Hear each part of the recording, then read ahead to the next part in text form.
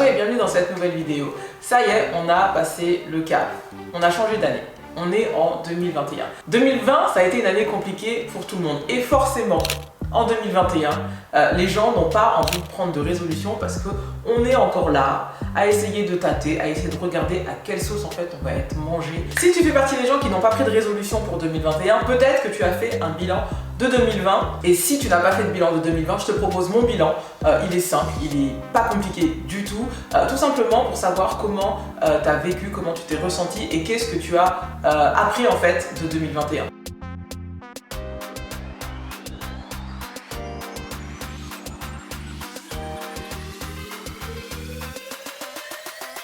Donc pour ce bilan, rien de compliqué, 5 questions, 5 thèmes, 5 points auxquels tu peux te mettre un score de 2 sur 2 en fonction de comment tu as vécu, comment tu as ressenti cette année passée. Donc, premier point de ce bilan, si tu as été en bonne santé durant 2020, tu peux te mettre 2 premiers points. Par contre, c'est pas juste la santé physique, c'est aussi la santé mentale. Forcément, le physique, on a fait beaucoup moins de sport, donc ça a peut-être eu un impact sur la balance, mais c'est surtout la santé mentale parce que très souvent, on néglige la santé mentale des gens. Et à partir du moment où tu estimes que 2020, ça t'a saoulé, que tu te faisais chier, que tu en avais marre de 2020, bah tu peux t'enlever un point.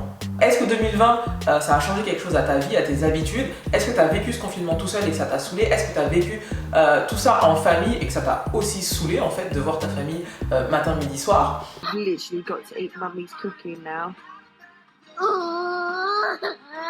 I'm sorry. Peu importe comment tu t'es ressenti au niveau de ta santé durant cette année 2020. Deuxième point de ce bilan, si tu as eu un bon entourage avec qui partager toute cette année, si tu as eu des gens autour de toi avec qui taper des barres de rire, avec qui faire des jeux, avec qui refaire le monde, avec qui discuter, avec qui pleurer, ou qu'au contraire, passer plus de temps avec ton entourage, ça t'a saoulé en fait, et ben tu peux te mettre un point entre 0 et 2 pour évaluer en fait la qualité de ton entourage. Et avec cette année 2020, on s'est rendu compte que l'impact de ton entourage sur ta santé, on revient à la question précédente, en fait ça peut avoir un impact de ouf parce que on a vu que le nombre de maltraitances sur les enfants et sur les femmes, il avait augmenté en 2020 durant cette pandémie parce que forcément la personne qui est abusive dans la relation, elle avait plus de temps à passer ses nerfs, à pouvoir se défouler en fait sur sa femme, sur ses enfants. On se rend compte en fait de l'impact que peut avoir un entourage bon ou moins bon en fait sur ton état de santé, mais aussi sur ta manière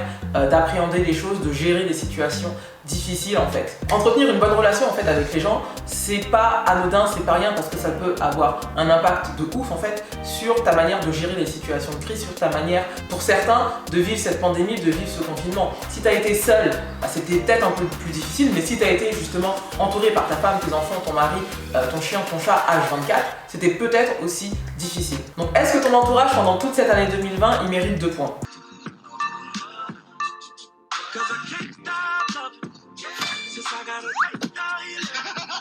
Si tu as eu un toit à mettre sur ta tête, si tu as eu de quoi manger, si tu as pu t'habiller sans trop avoir à réfléchir au pourquoi du comment, tu peux te mettre plus de points. Certains ont dû réfléchir à 2 fois en fait avant de pouvoir s'habiller, avant de pouvoir manger et faire manger en fait leur famille. Et en fait j'ai eu l'impression qu'on a vu un boom des collectifs, des associations qui récoltaient en fait de la bouffe, de la nourriture pour les uns et les autres, qui récoltaient des vêtements. Il y avait vraiment des gens qui étaient en galère. Donc si toi, tu n'avais pas à réfléchir à tout ça, tu n'avais pas à réfléchir à là où tu devais dormir, tu peux te mettre 2 points supplémentaires.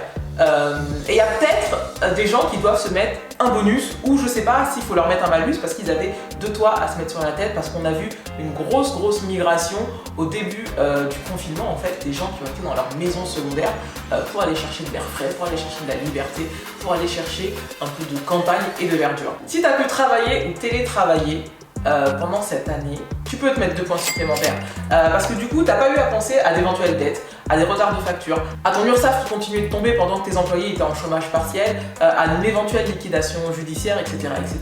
Tu as pu acheter du papier toilette, des pâtes, de la farine en quantité suffisante pour tout le reste de l'année. Du coup, tu n'as pas eu le même stress à gérer. Peut-être que ça t'a permis de ne pas ressentir autant cette pandémie, autant ce confinement que d'autres personnes. Ou en tout cas pas de la même manière. Moi je sais que je fais partie des gens qui ont pu travailler et j'ai pas l'impression forcément d'avoir été confiné. J'ai beaucoup moins ressenti ce confinement. Dernière question de ce bilan de l'année 2020. Est-ce que tu as pu trouver quelque chose de positif à cette année qui vient de s'écouler?